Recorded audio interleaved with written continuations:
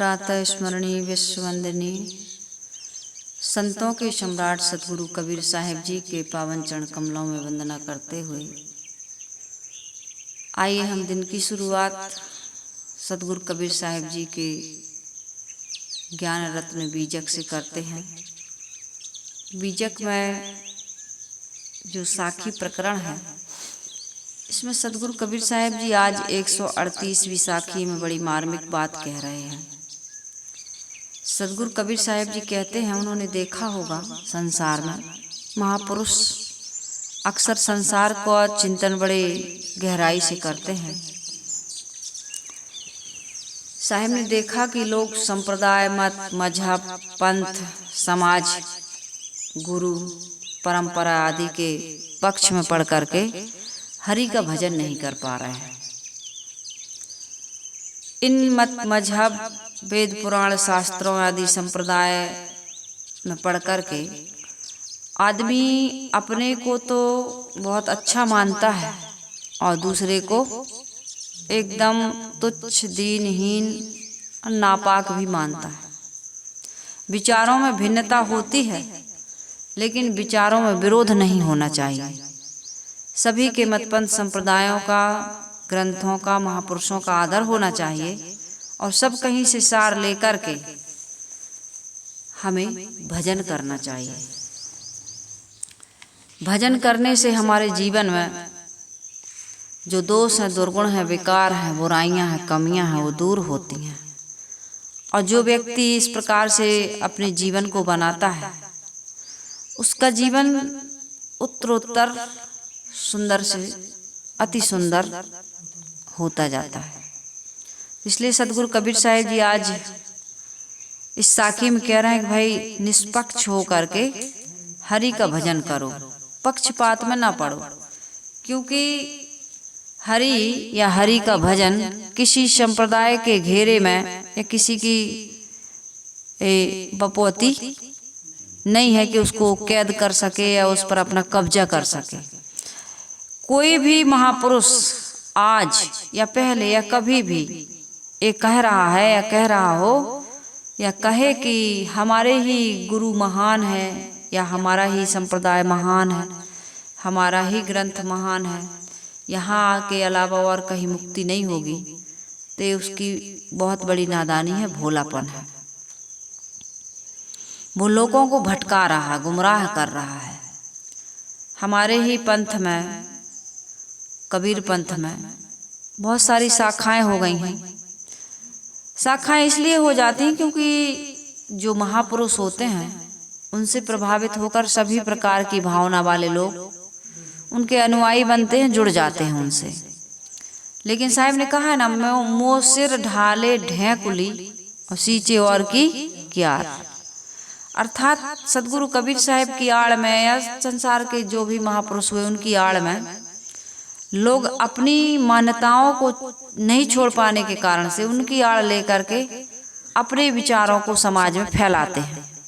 तो ये कहना कि हमारे जो महापुरुष हैं वो ही मुक्तिदाता है, वो भी सुप्रीम पावर है, उनके अलावा संसार में सब लोग भटक रहे हैं। कण कण में हमारे ही महापुरुष समाये हुए हैं। सारी दुनिया को, इस सृष्टि को चलाने वाले, रचने वाले, ज्ञान देने वाले, मुक्ति देने वाले हमारे ही महापुरुष हैं।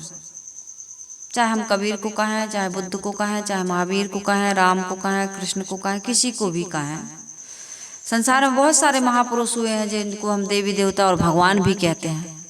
तो ये बात गलत है, क्योंकि दुनिया अनादिकाल से बनी हुई है और अनादिकाल से ये मुक्ति का, ये साधना का, ये भजन का बीज रहा है। और हमारे महापुरुष बीच बीच में होते रहे और बीच बीच में इनका मतपंथ संप्रदाय खड़ा हुआ है। तो हमारे ऋषि कहते हैं, महाभारतकार ने एक बहुत बढ़िया बात कही है, नेको ऋषियस मतः प्रमाणम। अनेक ऋषि हुए हैं और अनेक ऋषियों ने अनेक प्रकार के मत और प्रमाण बनाए, यानी संप्रदाय बनाए। अब किसके प्रमाण को, किसके मत को, किसके संप्रदाय को, किसकी बात को हम सही मानेंगे? क्योंकि सबके विचारों में कुछ न कुछ थोड़ी थोड़ी भिन्नता रहती है। आज भी है। तो इसलिए सदगुरु कबीर साहिब जी कहते हैं कि सार सार को गही रहे और थोथा दे उड़ाए। सब कहीं से सार ले लो। इसलिए सभी मत पंथों का, मत मजहबों का आदर करो, महापुरुषों का आदर करो। साहिब ने कहा वेद कितेब कहा किन झूठा, झूठा जो ना विचार है। भाई कोई चीज झूठी नहीं है। झूठ वहाँ सदगुरु कबीर साहिब जी कह रहे हैं कि जहाँ विचार नहीं किया जाता वहाँ सब झूठ ही है। क्योंकि बिना विचार किए यदि आप मान लेते हो तो आपका ज्ञान ज्ञान नहीं है। विचार के समान कोई ज्ञान नहीं है। इसलिए विचार करते रहो, सदा विचार करो मोरे भाई। सब जगह विचार करने की आवश्यकता है। और कर विचार विकार परिहर, तरण तारण सोए। कहें कबीर भगवंत भजो नर द्वितीया और ना कोई। विचार करते रहो। विचार करने वाला व्यक्ति ही इस संसार से तर सकता है और दूसरों को तारने में सहायक हो सकता है। तो यहाँ सदगुरु कबीर साहिब जी बहुत मार्मिक बात कह रहे हैं। साहिब कहते हैं पछा पछी के कारणे सब जग रहा भुलान, निरपक्ष होए के हरि भजै सोई संत सुजान। सदगुरु कबीर साहिब जी कहते हैं सुजान संत तो वही है, प्रबुद्ध संत तो वही है, समझदार संत तो वही है, अच्छे संत तो वही कहलाते हैं जो क्या करते हैं, निष्पक्ष होए के हरि का भजन करते हैं। किसी को अच्छा और किसी को बुरा नहीं कहते। एक को अच्छा कहोगे तो दूसरे को अपने आप उसकी बुराई हो जाती। अब जैसे 4 लोग बैठे हैं और 4 लोग में किसी एक की प्रशंसा कर दो कि अमुक आदमी तो बहुत बढ़िया है भाई, हमने देखा है, इसकी कोई भी चीज को लेके प्रशंसा कर दो, तो अन्य 3 की क्या हो गई, इंसल्ट हो गई कि नहीं, बिना किए इंसल्ट हो गई। तो इसलिए किसी की पक्षपात में पड़ने वाला व्यक्ति कभी भी समाज को अच्छा मैसेज नहीं दे सकता। घर परिवार में, समाज में यही तो हो रहा है। ये पक्षपात के कारण ही तो लड़ाई झगड़ा हो रहा है। एक दूसरे को गिल्टी फील करा रहे हैं हम, एक दूसरे के अंदर में हीन भावना पैदा कर रहे हैं हम। भाई जो पक्ष कमजोर है उस कमजोरी को लेकर के उसको सांत्वना पूर्वक, सराहना पूर्वक कि तुम्हारे अंदर ये अच्छाई है, एक कमी है तो कोई बात नहीं, इसको भी धीरे धीरे जितना हो सकता है तुम जीतो। और ये तुम्हारे अंदर में ये नहीं है तो ये तो जैसे हम माला बनाते हैं तो अनेक रंगों के फूलों का प्रयोग करते हैं, है ना। जैसे कोई चित्र बना रहा है हमारे ही शरीर में, देखो आँख, हमारी आँख को ही ले लो। आँख में 2 चीजें मुख्य हैं, सफेद और काला रंग। पूरी सफेद हो तो आँख की शोभा है क्या? जिनकी पूरी सफेद होती है, जिनके अंदर में वो देखने के लिए वो पुतली ही नहीं होती ना, सूरदास वगैरह पूरी सफेद होते हो, या किसी की पूरी काली हो तो इस तो संभव नहीं है। सफेद भी है, काली भी है। इसी प्रकार से कोई व्यक्ति के अंदर में किसी चीज की विशेषता है, कोई व्यक्ति के अंदर में किसी चीज की विशेषता, कोई बहुत अच्छा गाता है, कोई बहुत अच्छा प्रवचन करता है, कोई बहुत अच्छा भोजन बनाता है, कोई बहुत अच्छा साफ सफाई करता है, मतलब अलग अलग। किसी से कोई पकवान अच्छा बनता है तो किसी से कोई पकवान अच्छा बनता है। तो इसमें किसकी निंदा किसकी प्रशंसा करोगे? किसकी निंदा किसकी प्रशंसा करोगे? आपके घर में 4 बहू बेटे हैं और चारों में कुछ न कुछ विशेषताएं हैं, लेकिन आपको जो अच्छा लगता है उसकी आप प्रशंसा कर देते हो। उस विशेषता की, जो विशेषता आपको अच्छी लगती है उसकी प्रशंसा करते हो, और जो आपका स्वभाव नहीं है, आपके गुणधर्मों में मैच नहीं खा रहा है, उसकी आप निंदा करते हो। लेकिन वो गुणधर्म, वो विचार किसी दूसरे को अच्छे लगते हैं। तो इसलिए मेरा निवेदन यह है इतना कहने का कि कभी किसी की निंदा या कभी किसी की प्रशंसा भी मत करो। ये भी वाणी का एक प्रकार से दोष है। चुप रहो, मौन रहो। किसी की निंदा या किसी की प्रशंसा करने की आवश्यकता नहीं है। जहाँ जरूरत पड़े उसको समझा दो, उसको बता दो, उससे काम ले लो और सबको समान भाव से, समान दृष्टि से, समान वाणी का बर्ताव करो। यहाँ सदगुरु कबीर साहिब जी घर परिवार की बात को लेकर के नहीं कह रहे हैं। यहाँ सदगुरु कबीर साहिब जी यह कह रहे हैं कि किसी मत में तो पक्षपात एवं मोह करके उसकी सड़ी गली बातों में आदमी चिपक जाता है। नहीं, हमारे गुरुजी ने कहा है, हमारे संप्रदाय में तो ऐसा ही चलता है, ऐसे ही मानते हैं हम। और हमारे गुरुजी को, हमारे ग्रंथ को, हमारे पंथ को, हमारे मान्यताओं को, हमारी परंपराओं को हम नहीं छोड़ेंगे, चाहे उसमें अच्छाई हो या बुराई, क्योंकि हमारे आजे दादा बाबा सब करते आए हैं, हमारे माता पिता करते आए हैं और हम भी इतने वर्षों से कर रहे हैं, तो हम इसको नहीं छोड़ेंगे। और अन्य मतों की अच्छाई से भी हम उदासीन हो जाते हैं, तो ऐसा होना नहीं चाहिए। क्या है? बंधन है। मान्यताओं का बंधन बड़ा प्रबल होता है। मान्यताओं के बंधन में पड़ करके आदमी जन्म जन्मांतरों तक बंधा रहता है। साहिब ने कहा ना, बिन रसरी गर सकलों बंधा, तासो बंधा अलेख, दीना दर्पण हस्त में, चश्म बिना क्या देख। बिन रसरी गर शकलों बंधा, बिना रस्सी के सबका गला बंधा हुआ है। अदृश्य बंधनों में आदमी, मान्यताओं का बंधन अदृश्य होता, वो दिखाई नहीं देता, लेकिन आदमी मान लेता है। तो बिन रसरी गर शकलों बंधा, सब बंधे हैं बिना रस्सी के। तासो बंधा अलेख, वो देखने में नहीं आता। तुम भी अलेख बंधन में, जो दिखने में नहीं आता, उस बंधन में बंधे हो। साहिब कहते हैं कि सारे बंधनों को काट दो, एकदम निर्बंध हो जाओ। निर्बंध, यदि निर्बंध नहीं होते हो तो मुक्ति अर्थात सुख नहीं मिलेगा। बैर विरोध लड़ाई झगड़ा समाप्त नहीं होगा, राग द्वेष से ऊपर नहीं उठ पाओगे। इसलिए हम सबको क्या करना चाहिए? मान्यताओं से ऊपर उठना चाहिए। कहीं भी बंधना, हमने मान लिया अमुक व्यक्ति बड़ा सुंदर है, इसके बिना हमारा जीवन नहीं चल सकता है, ये मेरा है और ये तेरा है, ये मान ही तो लिया हमने। हमने क्या मान लिया? ये घर मेरा है, परिवार मेरा है, ये लड़का, इसके साथ हम शादी करेंगे, ये लड़की हमें सुख देगी, ये मान लिया हमने।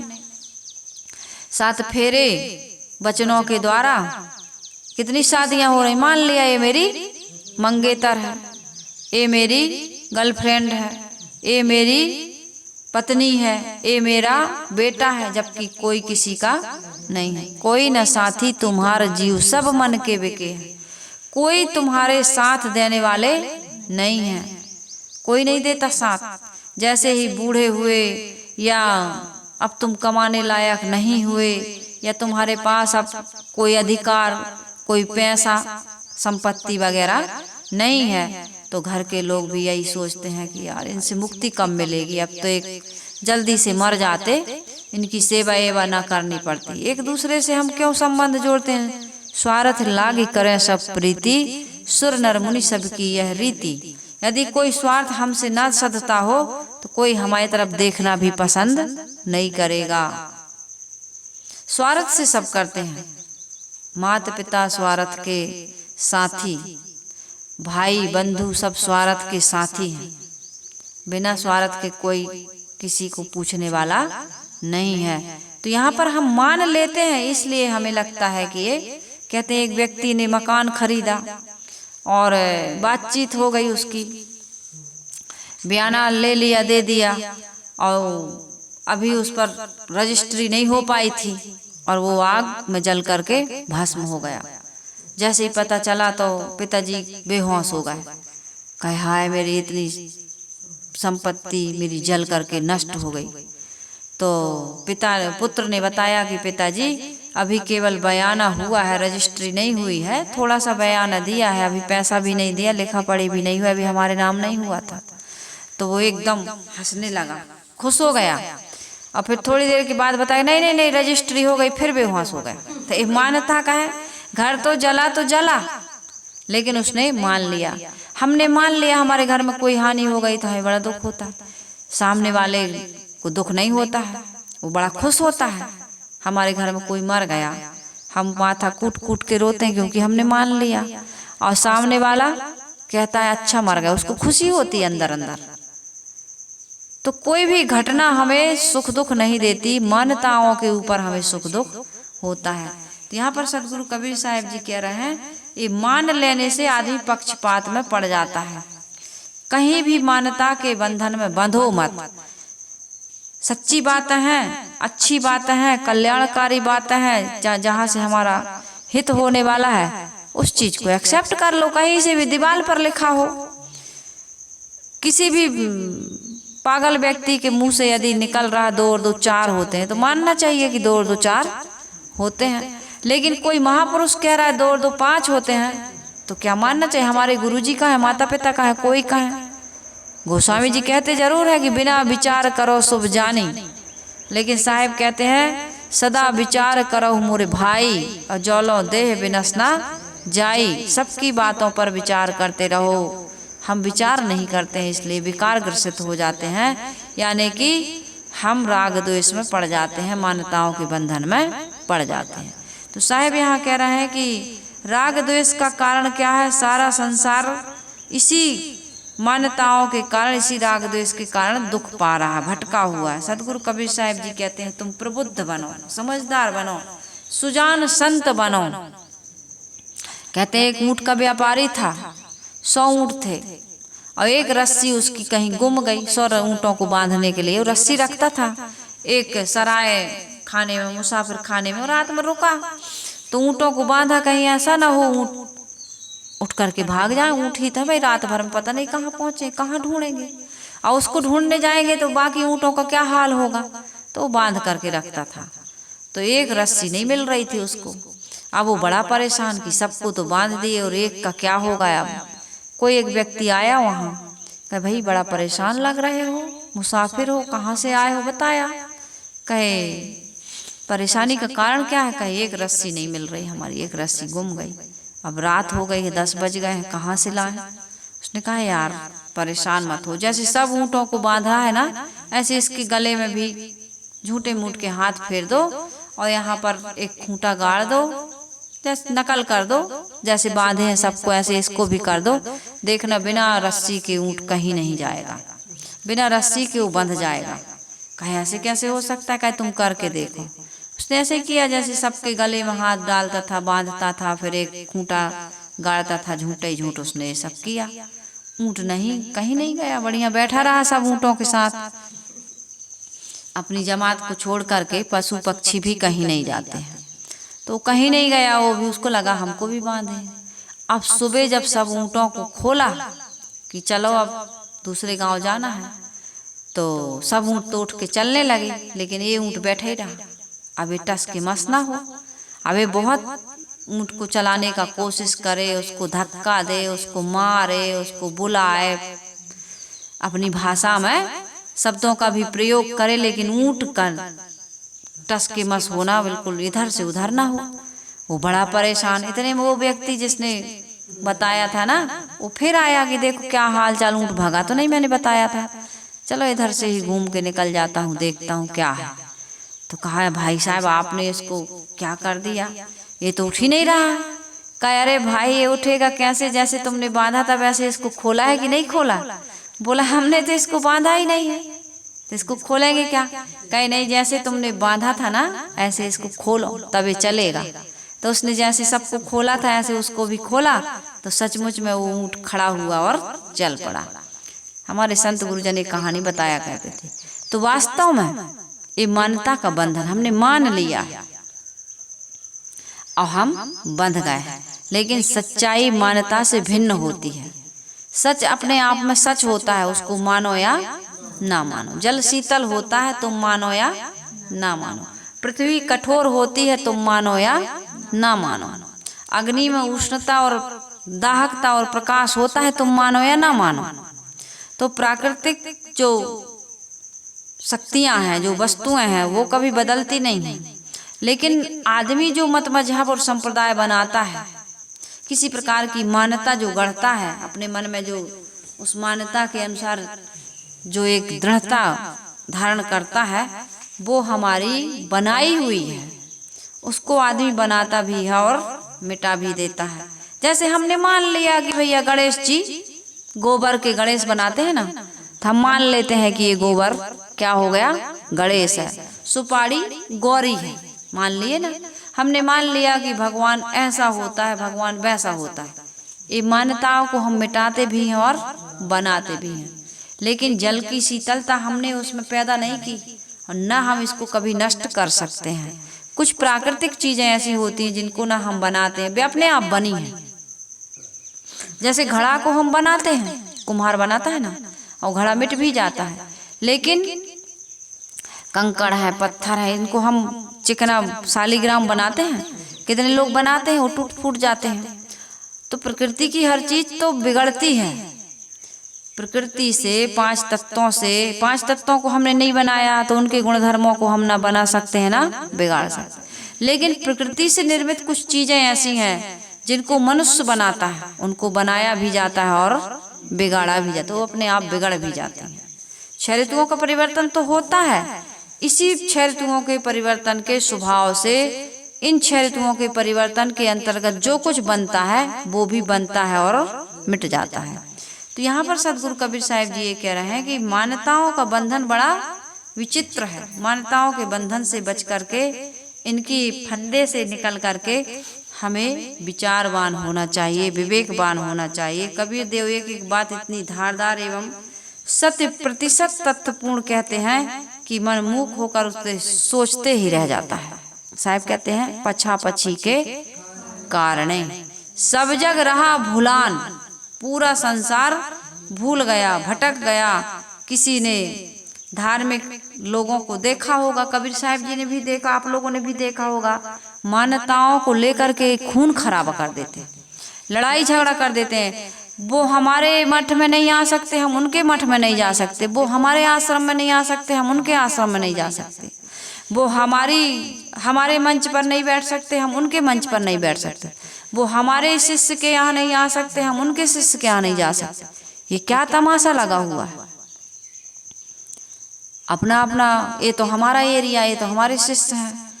जब तुमने पत्नी छोड़ दी, बच्चे छोड़ दिए, माता पिता छोड़ दिए, जमीन जायदाद छोड़ दिए, घर द्वार छोड़ दिया, तुम्हारे भक्त कहाँ से हो गए? तुमने क्यों? अरे वो भटक जाएंगे, उनको ऐसे बांध करके नहीं रखोगे तो भटक जाएंगे। हाँ, ये बात एक मर्यादा होती है। ऐसा नहीं है कि अपनी पति पत्नी अपने बाल बच्चे होते हैं, थोड़ा मानना पड़ता है। ऐसा नहीं है कि बिल्कुल ना मानो, व्यवहार के लिए थोड़ा मानना पड़ता है, थोड़ा थोड़ा सबको मानना चाहिए। लेकिन उसको लेके लड़ाई झगड़ा, राग द्वेष, खून खराबा, हिंसा हत्या, और फिर इतना अपनी साधना ही भूल जाना, ये तो बुरी बात है ना, है कि नहीं बुरी बात? कितने ऐसे उदार गुरु होते हैं, कहते हैं ठीक है हमसे दीक्षा ले लिए हो तो गुरु मानते रहना, लेकिन जहाँ कहीं सत्संग हो, सार वस्तु तुम्हें समझ में आए वहां से ग्रहण कर लेना, सबकी सुनना, सबका आदर करना, सबका सम्मान करना। अपने गुरु तो अपने गुरु होते ही हैं, लेकिन तुम्हें कहीं कैद होने की आवश्यकता नहीं है। गुरु कभी कभी आएंगे तो सब कहीं से सार लेते रहना, सार लेना, लेकिन असार मत ले लेना, जाते जाते भटक मत जाना। तो ये सावधानी तो गुरु बताते हैं, लेकिन चेला को या अपने भक्तों को बांधते नहीं है कि नहीं तुम अब हमारे अलावा कहीं मत जाना, किसी के पैर मत छूना, किसी के सत्संग में मत जाना, किसी महापुरुष का आदर मत करना, उनसे बात मत करना, ऐसा वो नहीं बताते हैं। साहब ने तो कहा है, सब काहू से लीजिए साचा शब्द विचार, सब कहीं से ले लो सार। आदमी बाजार जाता है, मार्केट जाता है, तो ये कई दुकान से सारी सौदा नहीं हो जाती। कपड़े दुकान पर कपड़े ही मिलेंगे, हल्दी धनिया और नमक की जगह पर, मतलब जो किराने का सामान है किराने की दुकान पर मिलेगा। लोहा लक्कड़ लोहे लक्कड़ की दुकान पर मिलेगा, है ना। तो ये फर्नीचर का सामान फर्नीचर की दुकान पर मिलेगा। और इन सारी चीज़ों की ज़रूरत है हमारे घर में। कहीं से हम ईंट लाते हैं, कहीं से हम लोहा लाते हैं, कहीं से हम सीमेंट लाते हैं, तब कहीं जाकर के घर बनता है। एक रोटी बनाने के लिए लकड़ी का चौकी और बेलन चाहिए, लोहे का तवा चाहिए, स्टील का चिमटा चाहिए, फिर लकड़ी चाहिए, क्या क्या चाहिए, या तो गैस सिलेंडर चाहिए, हीटर चाहिए, कुछ तो चाहिए। तो एक रोटी के लिए कितना सारा चाहिए, भिन्न भिन्न वस्तु। हमारे जीवन कल्याण के लिए क्या क्या नहीं चाहिए। हम सुनिए सबकी, निवेरिए अपनी, सिंदूर का सिंधौरा और झपनी की झपनी। सदगुरु कबीर साहिब जी किसी को कैद होने की बात नहीं करते हैं। सदगुरु कबीर साहिब जी कहते कहीं भी कैद मत हो, सब कहीं से सार लेकर के, कोई भी मत हो, मजहब हो, समाज हो, पंथ हो, संप्रदाय हो, उसकी एक सीमा होती है और सीमा के भीतर जो कुछ होता है उसे परम सत्य लोग मान लेते हैं, चाहे उसमें कुछ भी कल्याण की चीजें हो या ना हो। तो ऐसे छाती पेट लगाए रहने वाला आदमी दूसरे मतों से कोई सार, दूसरे महापुरुषों से, धर्म ग्रंथों से, संसार से कोई सार नहीं ले पाता है। फिर उसको ऐसा अहंकार हो जाता है, कहता है कि ईश्वर प्रदत्त है। हमारा मत पंथ संप्रदाय, हमारी किताबें ये ईश्वर प्रदत्त है, ईश्वर की वाणी। हमारे महापुरुष तो ऊपर से उतर के आए थे, वो किसी माता पिता से पैदा नहीं। इतना सृष्टि में ऐसी जो सृष्टि का जो व्यतिक्रमण है, कहना चाहिए अतिक्रमण है, वो नियम को भी भूल जाता है, प्रकृति के नियमों को भी वो भूल जाता है। प्रकृति में ऐसा होता नहीं है कि कोई बिना माता पिता के पैदा हो जाए। यदि शरीर है तो शरीर बनने के नियम से गुजरना पड़ेगा। बिना शरीर बनने के नियम से गुजरे बिना शरीर मिल नहीं सकता है। तुम्हारे भगवान कैसे आकाश से आ गए? तुम्हारे भगवान कैसे आकाश से आ गए? आकाश से कुछ आएगा जो हमारी आंखों से दिखाई देगा, कानों से सुनाई देगा, जिसको हम देख सकते हैं, सुन सकते हैं, महसूस कर सकते हैं। तो वो क्या है? स्थूल होगा, क्योंकि दृश्य ही दिखता है और दृश्य क्या होता है? विकारी होता है। वो कभी बनता है और कभी मिटता भी है। तो बना होगा तो कैसे बना हो? कुछ मटेरियल लगा होगा कि नहीं लगा? कोई कारण रहा होगा ना बनने का, तब वो कार्य रूप में परिणित हुआ है और वो हमको दृष्टिगोचर हो रहा है। बिना कारण के तो कार्य होता नहीं, और बिना विकारी हुए बिना वो दिखाई देगा भी नहीं, क्योंकि वो विकारी अर्थात माया भी है। माया गो गोचर जहाँ लग मन जाई। जो भी इंद्रियों से या मन से हम देखते हैं, सुनते हैं या विचार करते हैं, विचार किसका होता है? जिसको कभी देखा है या सुना है, उसी का तो विचार होता है। और जिसको देखा ही नहीं, सुना ही नहीं, उसका हम क्या विचार करेंगे? या तो देखे का विचार होता है या सुने का विचार होता है। बिना देखे सुने विचार नहीं होता है। तो आपका भगवान, आपका महापुरुष, आपका देवता कैसे पैदा हो गया? ऐसा ही कल्पना मात्र से कैसे पैदा हो गया? इस पंच भौतिक शरीर को जो दिख रहा है या कोई भी वस्तु, इसमें किसी प्रकार के कोई प्रकृति के कण तो लगे होंगे। अपने नियम से संसार चल रहा है। तो कहते हैं कि नहीं नहीं नहीं, हमारी वाणी तो ईश्वर की है।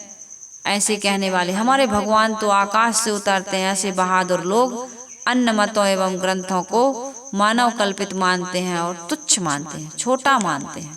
यहाँ कल्याण नहीं होगा। सारे मत मजहब मानव के निर्धारित हैं। सदगुरु कबीर साहिब जी डंके की चोट पर कहते हैं कि जितने भी मत मजहब हैं सब मनुष्य के बनाए हैं, मानव निर्धारित हैं। एवं राम, कृष्ण, बुद्ध, महावीर, ईसा, मोहम्मद आदि सारे महापुरुष क्या हैं? मानव। मानव मानव के अलावा कोई भी ऐसा महापुरुष नहीं है जो आकाश पाताल से पैदा हुआ हो। इसलिए किसी की किताबें तथा मजहब स्वतः प्रमाण नहीं हो सकते। सबकी बातों पर परख की कसौटी लगाने की आवश्यकता है और सार को लीजिए, आसार को त्याग दीजिए, क्योंकि सभी महापुरुष अपने अपने समय में हुए हैं और उन्होंने अपने अपने मत के अनुसार जिसको जैसा समझ में आया संसार, वैसी बातें अपने ग्रंथों में लिख करके वो चले गए और उसके अनुसार उन्होंने अपने जीवन में अपना प्रयोग भी किया, लोगों को प्रभावित भी किया। कितने अनुयायी उनके आज भी हैं, उनको मानते हैं। लेकिन इसका मतलब ये नहीं है कि एक महापुरुष ने जो कहा दूसरा महापुरुष की बात गलत है। सब कहीं से कुछ कुछ सार लेकर के सभी महापुरुषों ने अपने अपने ढंग से सत्य को जानने समझने की कोशिश की है। हमें भी वही काम करना है। हमें किसी के पुछलग्गू बन कर के कल्याण नहीं मिल सकता है, दुख दूर नहीं हो सकता है। उनका अपना एक्सपेरिमेंट था, उनका अपना प्रयोग था, उनकी जीवन एक प्रयोगशाला थी, तब उनके अनुभव उनको प्राप्त हुए। जीवन में उन्होंने इस प्रकार की साधना की, अपने जीवन को इस प्रकार से प्रयोगशाला बनाया, उससे कुछ उन्होंने प्राप्त किया। वैसे हमको भी बनाना होगा। इसलिए वेद ऋचाओं के बहुत ऋषि हैं, उपनिषदों के अनेक ऋषि हैं, 6 शास्त्रों के 6 ऋषि हैं, कपिल, कर्णाद, जैमिनी, पतंजलि, गौतम, बादरायण, ये 6 ऋषि। और 6 के विचारों में केवल अंतर नहीं, विरोध भी है। तो आप किसकी बात मानोगे? सब कहीं से अपने कल्याण की सामग्री ले लो और अपना उद्धार का काम कर लो। लाओ त्से हो, ईसा हो, मोहम्मद हो, कितने नाम लिए जाएं, कन्फ्यूशियस हो, महावीर हो, जो भी महापुरुष हैं, किसी एक को लेकर के तुम दूसरे एक को श्रेय दोगे तो दूसरे को हे दृष्टि से देखना ही पड़ता है। अपने आप एक का महत्व बढ़ाने से दूसरे का घट जाता है। इसलिए भाई किसी को महत्व घटाने बढ़ाने की आवश्यकता नहीं, सबका आदर करिए और किसी की बात आंख मूंद करके मानने की आवश्यकता नहीं है। तर्कहीन बातों को बड़ी शीघ्रता से मनुष्य समझ लेता है, दूसरे के मतों की बात है उसमें तर्क लगाता है, लेकिन अपने मत मजहब, अपनी संप्रदाय की, अपने महापुरुष, अपने ग्रंथ की बातों में तर्क लगाना नास्तिकता कहलाती है। हम नास्तिक हो जाएंगे। हमारी जो परंपरा में जो चला आ रहा है उसमें हम कैसे तर्क लगाएं, हम पाप लग जाएगा। इस प्रकार का आदमी सोचता है तो कितनी गलत धारणा वाला आदमी है। वो ना अपना कल्याण करेगा ना दूसरे का कल्याण करेगा। कैसे कैसी कैसी बातें लिखी हुई हैं। कहते हैं उत्तर प्रदेश में एक बहराइच जिला है, उत्तर प्रदेश में, वहां पर गाजी मियाँ की कब्र है। एक मियाँ हुए हैं जिनका नाम था गाजी, हाँ गाजी मियाँ।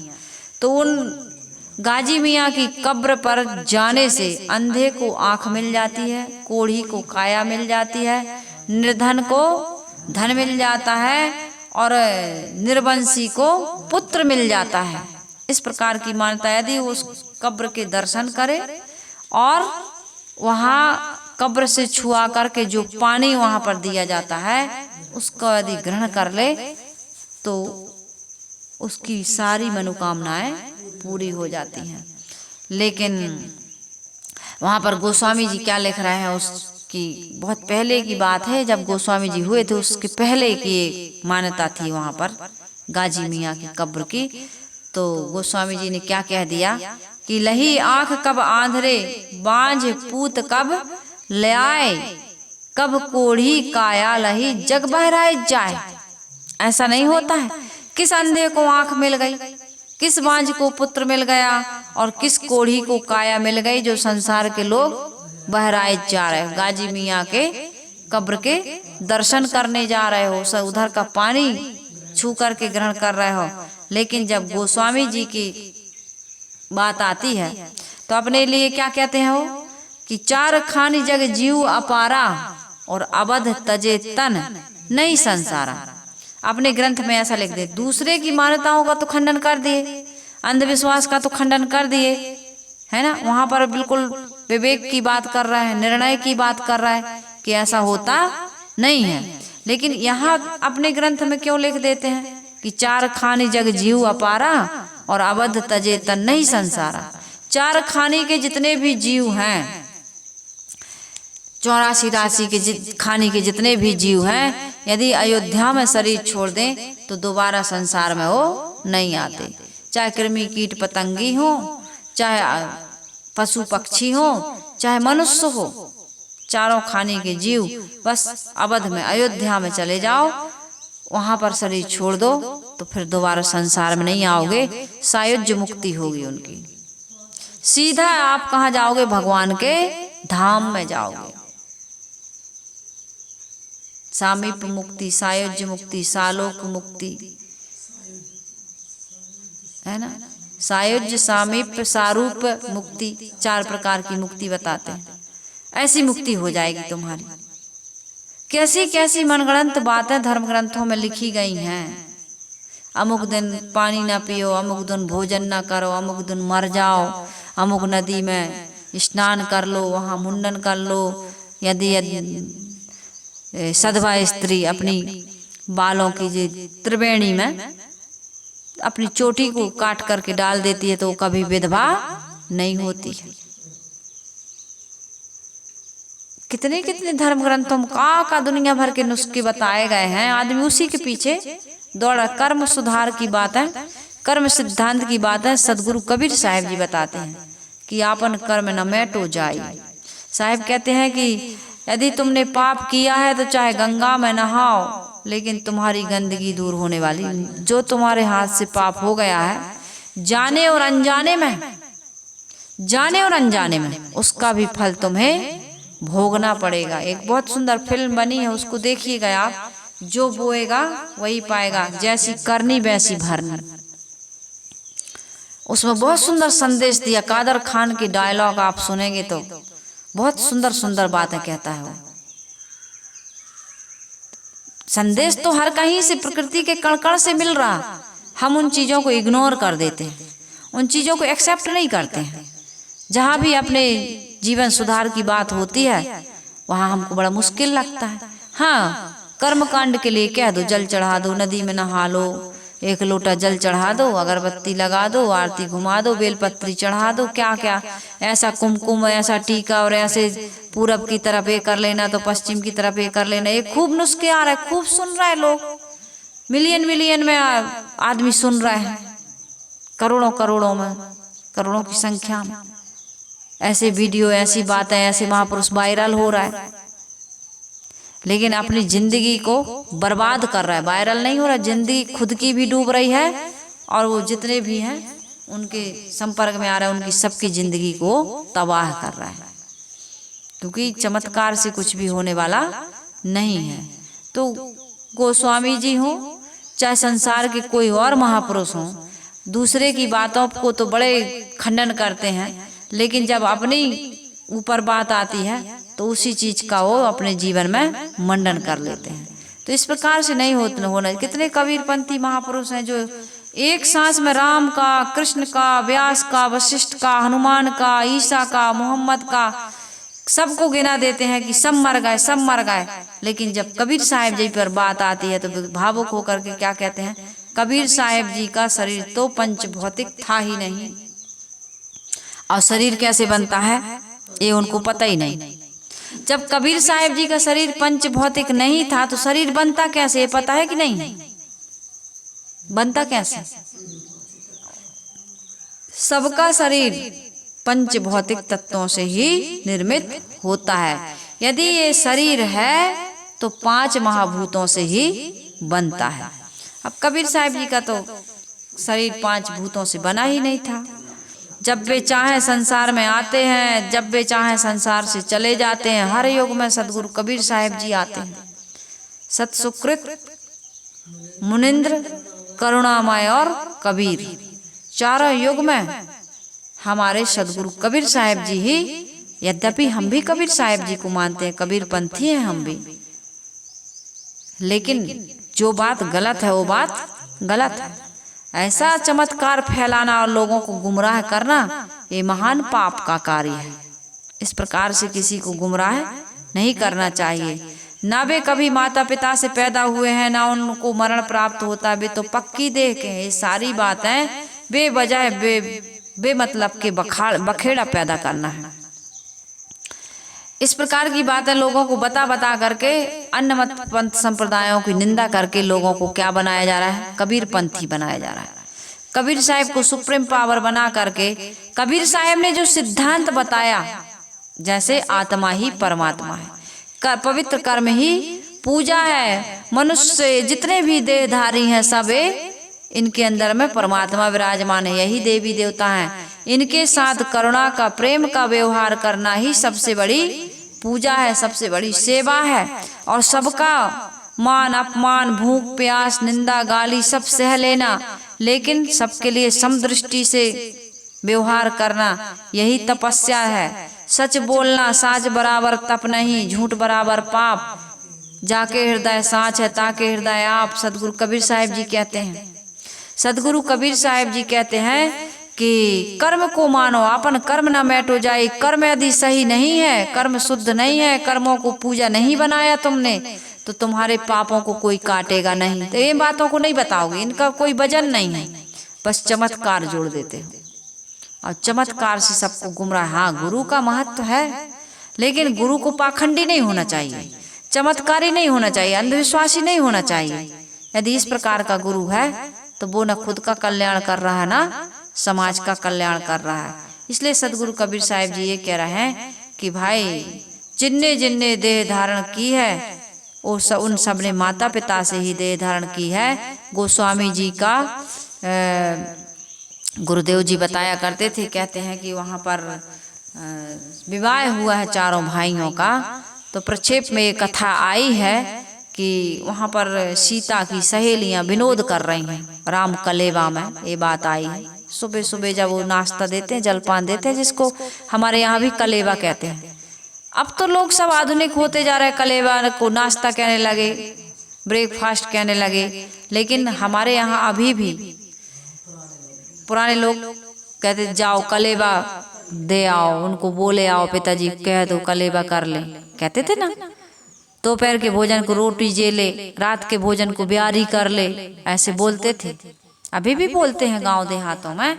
तो यहाँ राम कलेवा में एक कथा आई है, एक प्रसंग आया है कि सखियां विनोद कर रही हैं राम से कि अति उदार करतूत दार सब अवधपुरी की बामा, खीर खाए पैदा सुत करती पति कर कछु नहीं कामा। अवधपुरी की नारियां बड़ी चमत्कारी हैं, वो तो खीर खा लेती हैं और बच्चे पैदा कर लेती हैं, उन्हें पति की आवश्यकता नहीं है। विनोद में कहा उन्होंने। तो रामचंद्र जी ने भी कहा कि सखी वचन सुनकर रघुनंदन बोले मृदु मुस्काते, और आपन चाल छिपाओ प्यारी कहो आन की बातें। मुस्कुरा करके राम कहते हैं, बड़े मधुरता से उनका उत्तर देते हैं, जवाब देते हैं कि तुम अपनी तो छिपा ली और दूसरे की बड़ी वो कर रही हो, क्रिटिसाइज कर रही हो, कह रही हो कि अयोध्या में पति की आवश्यकता नहीं। लेकिन हमने भी कुछ सुना है। क्या सुना है राम ने कि अति उदार करतूत दार सब अवधपुरी की बामा, खीर खाए पैदा सुत करती पति कर कछु नहीं कामा। तो राम कहते हैं कि सखी वचन सुनकर रघुनंदन बोले मृदु मुस्काते, आपन चाल छिपाओ प्यारी कहो आन की बात है। तुमरे तो सब मई से उपजे अस हमरे नहीं रीति, आहा कोई नहीं जन्मे मातु पिता बिनु, बांधे वेद की नीति, और तुमरे तो सब मही से उपजे अस हमरे नहीं रीति नीति। हमारे यहाँ ऐसा नहीं हो, तुम्हारे यहाँ तो सब, हमारे यहाँ तो कम से कम माँ की आवश्यकता है, तुम्हारे यहाँ तो ना माँ की आवश्यकता ना पिता की आवश्यकता, तुम्हारे यहाँ तो सब जमीन से पैदा होते हैं। लेकिन राम वहाँ अपनी असली बात कह जाते हैं कि कोई नहीं जन्मे मातु पिता बिनु, बांधे वेद की नीति। वेद के ऋषि बड़े सरल थे, बड़े समझदार थे, बड़े ईमानदार थे। वो प्राकृतिक शक्तियों को मानते थे और वे 100 वर्ष तक जीने की कामना करते हैं, पुत्र की कामना करते हैं, धन की कामना करते हैं। और वे किन को मानते हैं? प्राकृतिक शक्तियों को। हे अग्नि देवता, हे जल देवता, हे पृथ्वी देवता, हे वायु देवता, हे सूर्य देवता, हे चंद्र देवता। लेकिन इनके अलावा कोई देवता उन्होंने 4 देवता माने, मातृदेवो भव, पितृदेवो भव, आचार्य देवो भव, अतिथि देव। 4 आश्रमों की स्थापना की उनने, ब्रह्मचर्य, गृहस्थ और वानप्रस्थ और संन्यास। उन्होंने ये फालतू की बात है, ये तो पुराणों में लिखी गई। जब से पुराण बने तब से इतना दुनिया भर का आल जलूल लोगों को ऐसा गुमराह किया गया, ऐसे चमत्कार, ऐसे अंधविश्वास, ऐसा पाखंड जोड़ा। अब तो विज्ञान का युग है, अब तो और टीवी सीरियलों में भरमार है, चमत्कार की इतना भरमार है कि आज बच्चे भ्रमित हो रहे हैं। तो यहाँ पर सदगुरु कबीर साहब जी ये कह रहे हैं कि भाई मोक्ष किसी नदी में, तालाब में एवं नगर में मरने से नहीं मिलता है। जो काशी तन तजत कबीरा, तो राम ही कहो काहे निहोरा। कबीर साहब जी का एक पद है ना बीजक में, मैं इसको पढ़ा चुकी हूँ, इसमें कबीर आश्रम देवरी वाले चैनल में डल चुका है। तो यहाँ पर सदगुरु कबीर साहब जी ये कह रहे हैं कि किसी नदी में मरने से मोक्ष नहीं मिलेगा। तालाब एवं नगर में मरने से मोक्ष नहीं मिलेगा। मोक्ष तो मिलेगा स्वरूप ज्ञान एवं वासना के त्याग में। दो काम करो, वासना का त्याग और अपने स्वरूप की पहचान परख। जिस दिन वासना का त्याग हो जाएगा, हम अपने स्वरूप में स्थित हो जाएंगे, उस दिन हमें मुक्ति मिल जाएगी। फिर मुक्ति के लिए कहीं भटकने की आवश्यकता नहीं है। बाकी सारी महिमाएं मनुष्य को पथ भ्रष्ट करने वाली हैं, इसलिए पछापछी के कारण सब जग रहा बुलान साहब को कहना पड़ा।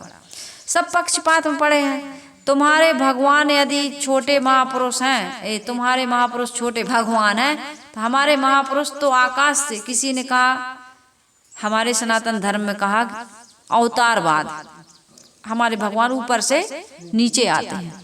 तो कितनों ने कहा कि नहीं, हमारे भगवान संदेश वाहक भेजते हैं, हमारे भगवान तो पुत्र के रूप में भेजे हैं, हमारा ईसा भगवान का पुत्र है, मोहम्मद संदेश वाहक है। क्या क्या ये सब बताया जाता है। तो हमारे मजहब, हमारे संप्रदाय वालों ने, हमारे सनातन धर्मियों ने कहा तुम्हारे यहाँ तो संदेश वाहक आता है, तुम्हारे यहाँ तो पुत्र बन के आता, हमारे यहाँ तो परमात्मा स्वयं आकाश से उतरते हैं।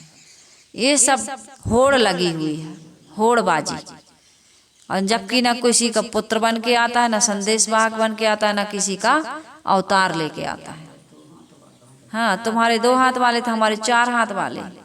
तुम्हारे तो एक ही देवता, एक ही किताब, हमारी देखो अनेकों किताबें, अनेकों देवता, अनेकों हाथ। अब ब्रह्मा जी के 4 मुख है, किसी के देवता ऐसे 4 मुख वाले। तुम्हारे तो हाथ ज्यादा हैं, हमारे देवता के 4 मुख।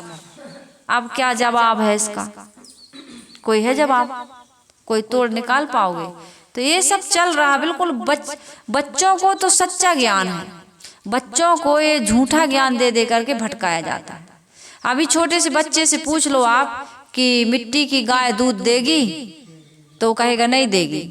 कहेंगे मिट्टी की गाय घास खाएगी, वो कहेंगे नहीं खाएगी। अरे चूहा और बिल्ली को पता है कि मिट्टी के भगवान भोग नहीं लगाते हैं, वो भी जानता है कि असली लड्डू कौन है और नकली लड्डू कौन है। एक बच्चे से पूछा कि 3 लोगों में सबसे बड़ा मूर्ख कौन है ना? चूहा था, बिल्ली थी और भगवान थे। नहीं, लड्डू था, भगवान थे और चूहा था। गणेश भगवान के यहाँ लड्डू का भोग लगाया था, गणेश भगवान की मूर्ति थी, वहाँ चूहा भी बैठा था और वहाँ पर गणेश भगवान भी थे और लड्डू भी रखा था। तो बिल्ली आई और लड्डू को लेकर के खा गई। वो जानते थे कि गणेश भी झूठे हैं और ये चूहा भी झूठा है, और वो आया लड्डू लेकर के चला गया।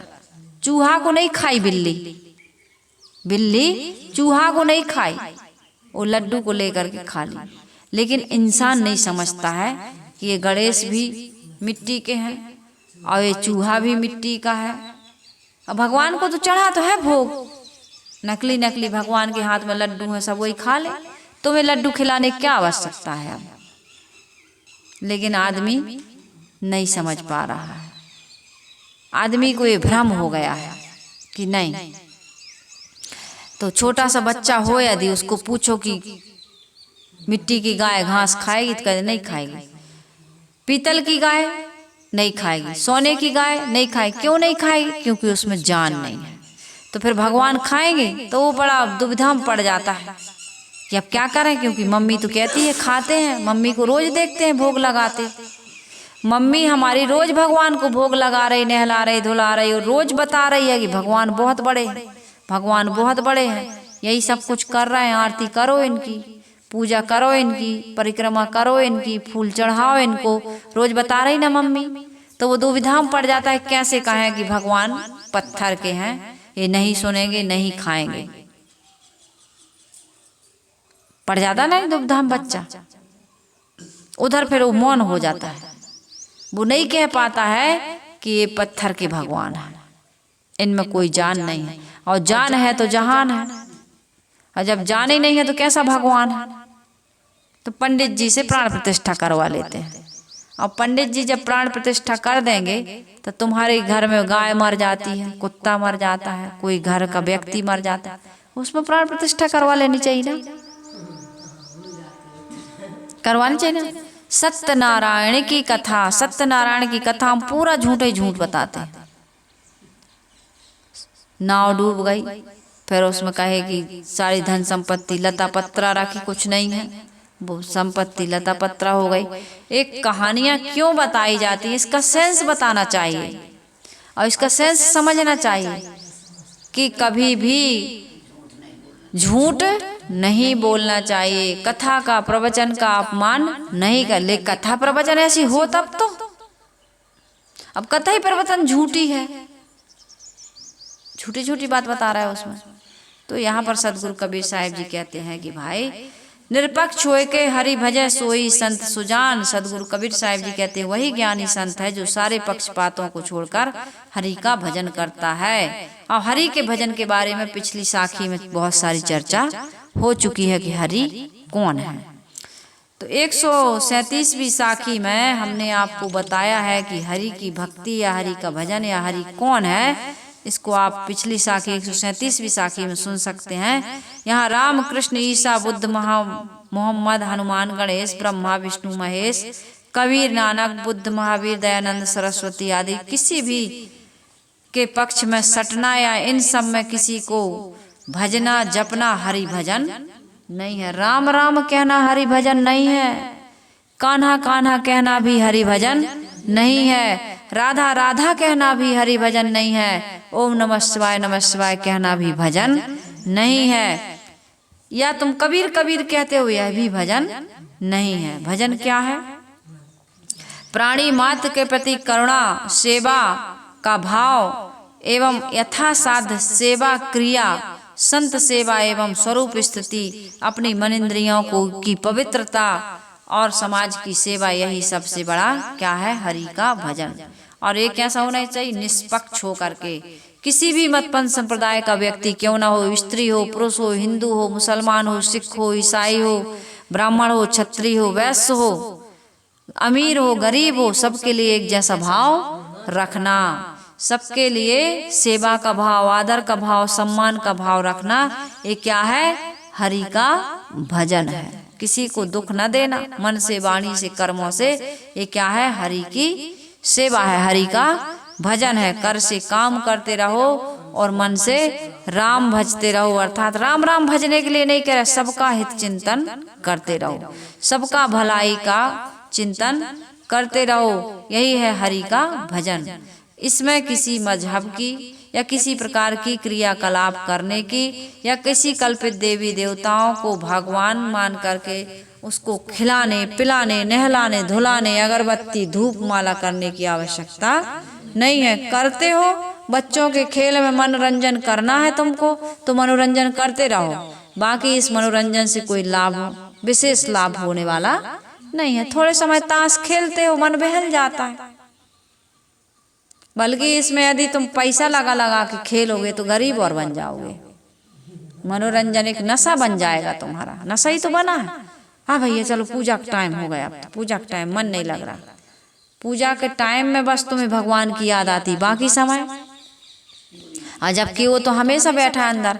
जब चोरी करने जाते हो तो भगवान की याद नहीं आती, व्यभिचार करने जाते हो तो भगवान की याद नहीं आती, जब मिलावटबाजी करने जाते हो तो भगवान की याद नहीं आती, किसी से लड़ाई झगड़ा करते हो तो भगवान की याद नहीं आती। बस 5 बजे याद आती है, 5 वक्त जो नमाज करते हो उसी समय बस खुदा की याद आती है, बाकी समय याद। साहिब ने कहा 11 मास कहो किन टारा, 1 महीने तो तुम क्या करते हो रोजा, और 11 महीने, वो 11 महीने क्या करते हो? 1 महीना बोले बम और 11 महीना तोले कम। 9 दिन तक तो तुम दुर्गा मैया की उपासना करते हो, 10वें दिन कहते हो मुर्गा लाओ अंडा लाओ, 9 दिन तक जय दुर्गे जय दुर्गे जय दुर्गे, और 10वें दिन दे मुर्गे दे मुर्गे दे मुर्गे, 10वें दिन दे मुर्गे, मुर्गा देओ अंडा देओ दारू देओ सिगरेट देओ बीड़ी देओ तमाकू देओ, और 9 दिन तक जय दुर्गे जय दुर्गे जय दुर्गे, तो इससे कुछ होगा? 9 दिन बस याद आती है, 10वें दिन दुर्गा मैया देवियों को पूजते हो, कन्याओं को पूजते हो, और 10वें दिन उसी कन्या पर कुदृष्टि करते हो, उसी कन्या को गरबा में गर्भ धारण करा देते हो। युवतियों को, कुंवारी कन्याएं भी जाती हैं, युवतियां जाती हैं। कन्या कहते हैं जब तक मासिक धर्म ना हो तब तक कन्या, और गर्भ धारण उसको नहीं होता जिसका मासिक धर्म ना आए। लेकिन जब तक शादी नहीं हुई तब तक तो उसको कुंवारी को कन्या ही कहा जाता है। तो उसके 9 दिन तक जय दुर्गे, और जब परिणाम आता है, गुजरात की स्थिति बताते हैं, आंकड़ा लगाया जाता है कि उसमें बहुत सारे परसेंटेज बताए गए थे कि इतनी मात्रा में गर्भपात किया जाता है। फिर ये धार्मिक, ये दुर्गा की उपासना हो रही, आराधना हो रही, कि दुर्गा की आड़ में कितना सारा पाप किया जा रहा है। ये देवी देवताओं की आड़ में धार्मिक लोग धर्म का ढोंग रच करके कोई ऐसी जगह पर मंदिर बना दिए, कोई ऐसी जगह पर चबूतरा बना दिए, हम भगवान की आराधना कर रहे हैं। अभी 4 दिन नहीं हुए चबूतरा बनाए शंकर जी का, और लड़ाई हो गई, लड़ाई हो गई और सामने वाले को मार दिए। कोर्ट कचहरी चल रहा, मुकदमा चल रहा है। काय भैया काय फैसला? अरे भगवान जी का चबूतरा बना था यार, यहाँ ऐसे कर रहा था, मैं ऐसे कर रहा था। और भगवान जी के चबूतरा बना करके तुम किसकी समाधि बनाने के लिए उतारू हो गए? अपने ही पड़ोसी की, अपने ही सजाती की, अपने ही जैसा था वो भी। तुम तो कहते सिया राम में सब जग जानी, अंदर में बैठा था भगवान, उसको उसकी गर्दन नहीं उड़ा दिए, उसको मार दिए, और पथरा के भगवान के लिए, एक चबूतरा के लिए। ऐसी जगह भगवान को क्यों रखते हो जहां पर लड़ाई झगड़ा हो?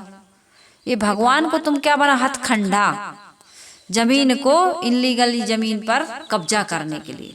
कहीं ऐसे विवाद की जगह कहीं ऐसे करो, शंकर जी 4 ईंटें लगेंगी, शंकर जी को ले आओ, एक पत्थरा को, पिंडी को वहां रख दो, चबूतरा बना दो, घट चढ़ा दो, बस हो गया। वैसाख के महीने में टपकेगा एक एक बूंदा शंकर जी के ऊपर।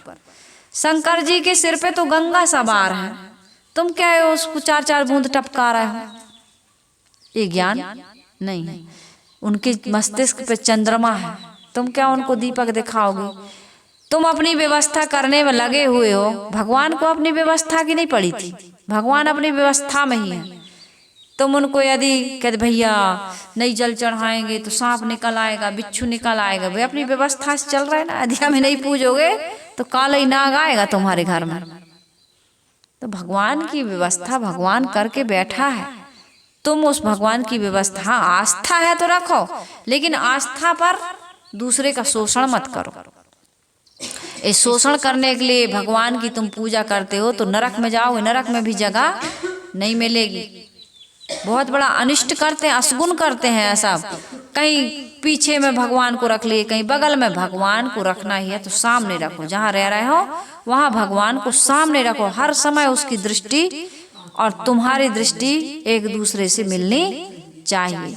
कहीं कोने में रख देते हो, कहीं बगल में रख देते हो, घर के पिछवाड़े में रख देते हो, घूरे के पास ले जाके रख देते हो, बाड़ी के पास, दीवार के पास रख देते, गलत बात है। भगवान तुमको क्या करेगा? भगवान तुमको बहुत बड़ी सजा दे। यदि भगवान, तुम कहते हो भगवान है, तो वो भगवान का आप इस प्रकार से अनादर मत करो। भगवान को बढ़िया घर के सामने रखो और व्यवस्थित जगह में रखो। भगवान को हथखंडा ना बनाओ दूसरे का हड़पने के लिए।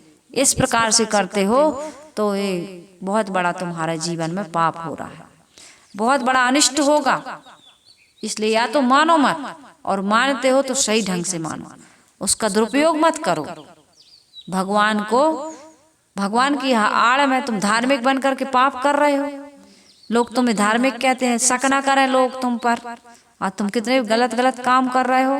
तो इस प्रकार से करने वाले व्यक्ति के जीवन में बहुत दुख आने वाला है, और दुख की शुरुआत हो चुकी है, आदमी समझ नहीं पा रहा है। इसलिए सदगुरु कबीर साहिब जी कहते हैं कि भगवान बाहर नहीं भाई भीतर है। कर्म पवित्र करो, कर्मों की पवित्रता के समान संसार में कोई पूजा नहीं है। मनुष्य से बड़ा कोई देवी देवता नहीं है, आत्मा से बड़ा कोई परमात्मा नहीं है। इसलिए अपने जीवन को सुंदर बनाओ, निर्मल बनाओ, पवित्र बनाओ। सदगुरु कबीर साहिब जी की यह साखी कि पछा पछी के कारणे सब जग रहा भुलान, निरपक्ष होय के हरि भजय सोई संत सुजान। कोई हिंदू नहीं, मुस्लिम नहीं, सिख ईसाई नहीं, कोई ब्राह्मण क्षत्रिय वैश्य शूद्र नहीं, सभी मनुष्य एक समान है। और मनुष्य के अलावा कहीं कोई देवी देवता नहीं, कहीं कोई परमात्मा नहीं जो बिना देह के पैदा हो जाता। जितने देहधारी सब मनुष्य हैं। और इन मनुष्यों का आदर करो, इन मनुष्यों के साथ सुंदर व्यवहार करो। यही सबसे बढ़िया आराधना है, यही सबसे बड़ी साधना है, यही सबसे बड़ी सफलता होगी कि हम मनुष्य को मनुष्य की दृष्टि से देखने लगें और अपने कर्मों को सुधार लें। तो आइए हम सभी लोग सबके जीवन की मंगल कामना करते हुए गुरु की वंदना कर लेते हैं।